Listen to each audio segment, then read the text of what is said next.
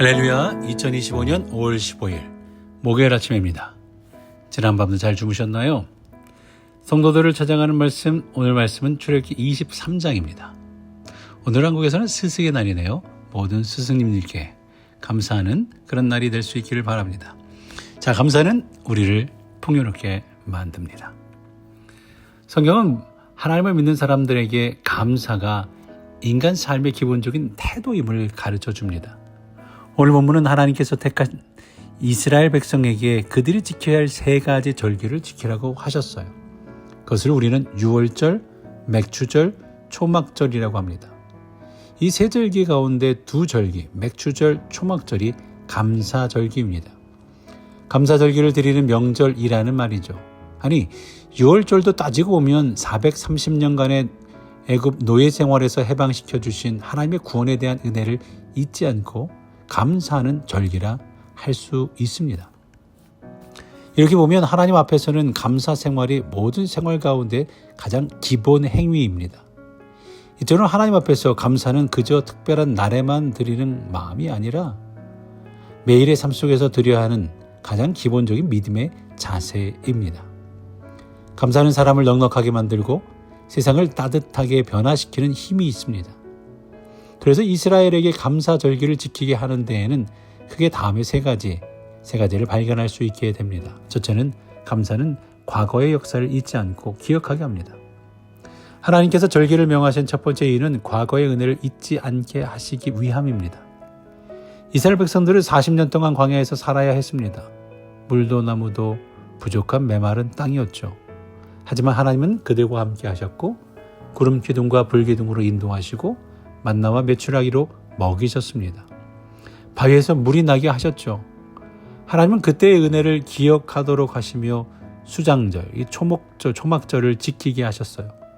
이스라엘 백성은 매년 가을마다 들에 천막을 치고 일주일을 보내며 과거를 돌아보고 감사했습니다. 이것은 후손들에게도 하나님께서 어떤 분이신지를 가르치는 교육이 되었습니다.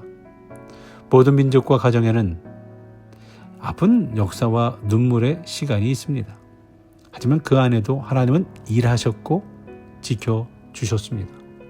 감사는 그 사실을 잊지 않게 합니다. 그리고 현실 속에서 교만하지 않게 만들죠. 감사 예배를 드리는 것은 바로 이런 과거 역사를 잊지 않게 하기 위함입니다. 그때 우리 하나님은 우리를 어떻게 지켜주셨는지를 기억해야 합니다. 두 번째는 감사는 우리의 정체성을 지켜줍니다. 두 번째 이유로 우리가 누구인지 잊지 않게 하기 위해서라는 말이죠.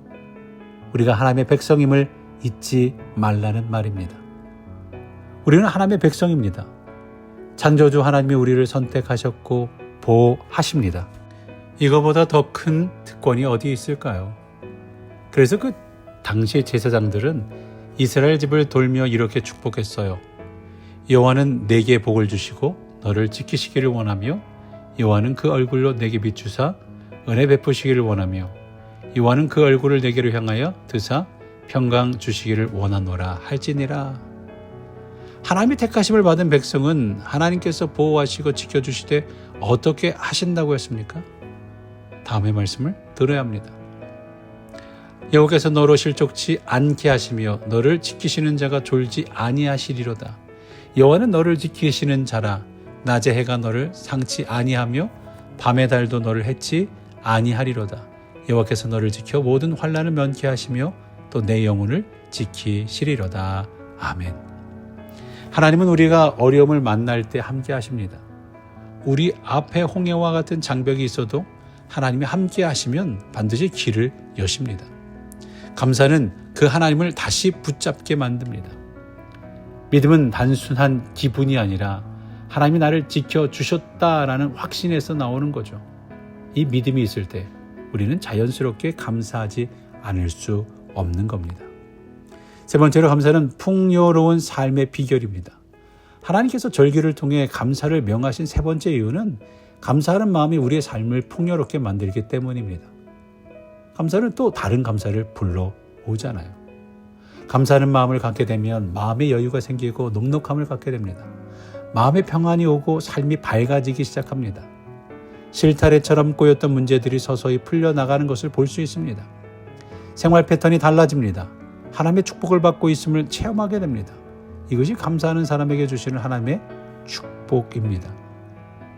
미국의 부통령을 지낸 바클리라는 분이 해고한 이야기 중에 하나입니다. 자신의 아버지는 2번 진한 눈물을 흘리셨답니다. 많은 농토를 소유한 부유하게 살던 아버지였는데 바클리가 9살 때 그 농장에 큰 불이 났답니다. 그 불로 인해서 온 집과 재산이 다 불타버리고 잿더미만 남게 되었죠. 이 광경을 지켜보는 아버지는 뒤뜰에 있는 나무에 기댄 채 이제 모든 것이 끝났어. 이제 모든 것이 끝났어 라고 탄식하며 울었답니다. 물론 어린 바클리도 아버지를 따라 울은 거죠.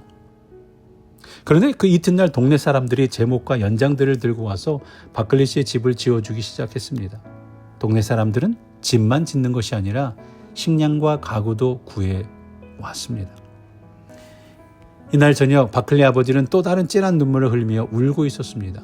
비탄에 젖은 절망적인 눈물이 아니라 하나님 감사합니다. 하나님 감사합니다 라고 중얼거리며 울더라는 거죠. 바클리 부통령은 아버지는 2번 울었습니다. 그 2번째 눈물은 나의 가정과 바클리 집안의 모든 후손을 축복하는 눈물이었습니다 라고 회상하였습니다. 이 감사의 눈물이 바클리 집안 전체에 복을 가져다 준 거죠. 감사는 나 자신뿐만 아니라 내 자녀와 가정에도 영향을 미칩니다. 유대인들은 탈무드에서 빵 한 조각을 만들기까지 15단계, 15단계의 과정이 필요하다라고 말합니다. 우리가 손쉽게 사먹는 그 빵 뒤에는 수많은 사람들의 수고가 있다라는 거죠. 그래서 그들은 식사할 때마다 단순히 음식에만 감사하는 것이 아니라 이 과정을 가능하게 해준 모든 사람에게도 감사하는 마음을 갖도록 가르칩니다. 생각해보면 어릴 적에도 저도 보니까 농부의 수고에 대한 감사기도를 가족들과 참 많이 했었는데 어느덧 당연한 것으로 이해하는 모습 속에서 이런 감사도 다시 한번 새겨야 되겠구나. 다시 되새겨 보아야겠다라는 감사를 하게 됩니다. 그러니까 내 대신 그 많은 일을 해준 사람들에게 감사하지 않으면 안 된다라는 거죠. 식사할 때마다 감사 기도를 하는 것은 일용할 양식을 주신 하나님께만 감사하는 것이 아니라 식사를 하기까지 많은 일을 해준 사람들에게까지 감사하며 축복하면 이 사회는 감사라는 윤활유 때문에 평화가 넘치고 사랑이 넘치는 살맛 나는 세상이 될 것임을 배우게 됩니다. 감사는 사회를 더 따뜻하고 평화롭게 만드는 힘입니다. 반면 감사하지 못하는 사람은 늘 부족하고 불만으로 가득 찹니다. 셰익스피어의 리오 왕에서는 감사할 줄 모르는 자녀는 뱀의 이빨보다 더 날카롭다라고 말을 합니다.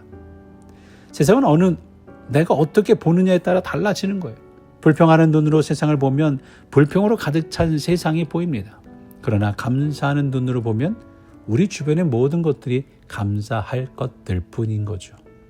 수도꼭지만 틀면 물이 나오고 스위치만 돌리면 전기가 나와 방 안을 밝힙니다. 이것이 당연한 것이 아니라 얼마나 감사한 일입니까? 그래서 성경은 범사에 감사하라고 가르칩니다. 어떤 경우에도 감사하면 감사를 심으면 반드시 또 다른 감사의 축복이 있기 때문입니다.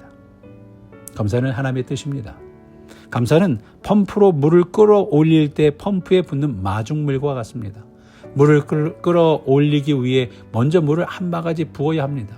그리고 빨리 펌프질을 하면 펌프를 움직이면 물이 쏟아져 나오죠. 이와 같이 감사의 물 한 바가지를 부으면 감사의 생수가 수없이 올라오게 됩니다.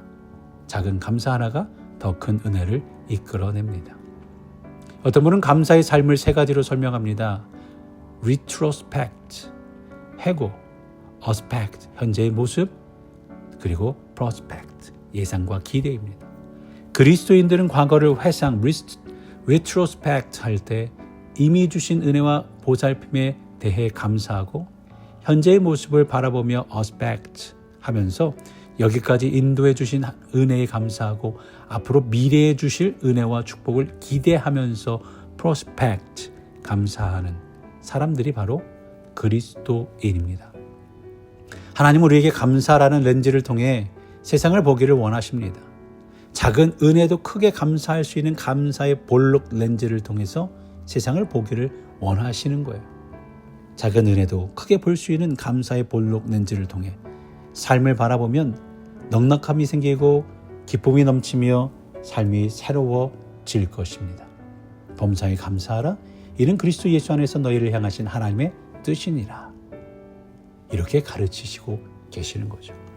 사랑하는 성도 여러분, 오늘 우리에게도 주어진 이 하루 그리고 이 순간의 모든 것을 감사로 채워보길 바랍니다. 그것이 하나님을 기쁘시게 하는 길이며 우리 인생을 풍요롭고 복되게 하는 비결일 겁니다. 감사는 삶을 바꾸는 능력입니다. 감사는 우리를 풍요롭게 만듭니다. 우리 주변을 돌아보면서 함께 기도해 주시고 또 감사하시고 감사를 나눌 때에 더 풍성한 은혜가 우리 안에도 있게 되기를 간절히 축원합니다. 기도하겠습니다. 하나님 아버지, 오늘도 주의 말씀 앞에 서게 하시니 감사합니다. 감사가 삶의 기본임을, 믿음의 본질임을 가르쳐 주시니 감사합니다.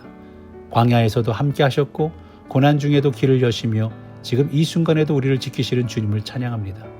우리의 눈이 과거의 은혜를 기억하게 하시고 오늘의 삶 속에서도 하나님의 손길을 발견하게 하시며 다가올 날들에 주실 축복을 기대하게 하소서. 작은 은혜에도 큰 감사로 반응하게 하시고 감사의 렌즈로 세상을 바라보며 넉넉하고 따뜻한 사람으로 살아가게 하여 주옵소서. 감사는 하나님의 뜻이며 감사는 우리의 삶을 풍요롭게 합니다. 오늘도 내일도 영원토록 감사하며 살게 하여 주옵소서. 우리를 구원하시고 사랑하시는 예수 그리스도의 이름으로 감사하며 기도드렸사옵나이다. 아멘.